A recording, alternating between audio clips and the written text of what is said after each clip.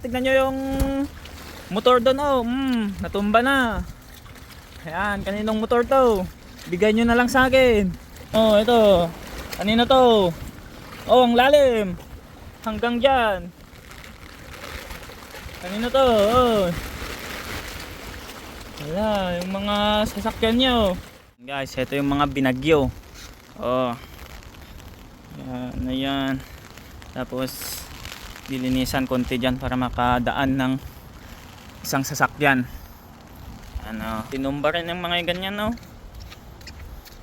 Bigat-bigat na nga yan. Tinumba pa. Ito, oh.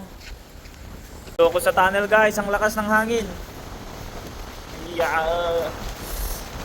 Grabe. Ano, dito sa papuntang park and shop. Yan. Pumukas na rin to. Yan, normal lang naman dyan. Pero dyan, oh, may mga kahoy-kahoy. At double purpose tayo dito, eh. Tingnan natin tong sinalanta ng bagyo.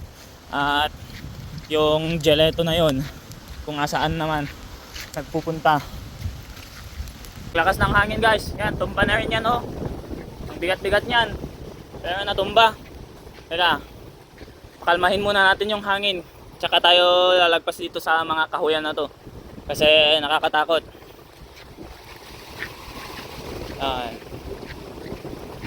Ayan, oh.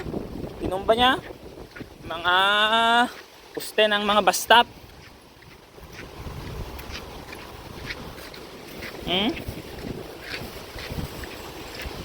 Magsak yung signage ni barbecuehan, oh.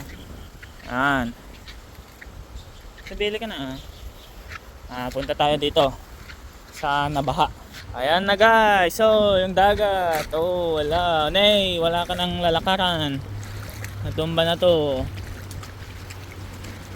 Ayan. Oh, yung dagat. Grabe. Okay. Dito tayo. Ayan. Tignan nyo yung motor doon, oh. Natumba na. Ayan, kaninong motor to? Bigay nyo na lang sa akin. Ayan, oh, yung sasakyan. Oh, ito. Kanino to? Oh, ang lalim. Hanggang dyan. Kanino to? Oh. Wala, yung mga sasakyan nyo. Tayo na, guys. Ay, tayo na, guys. Tayo na. Sabi.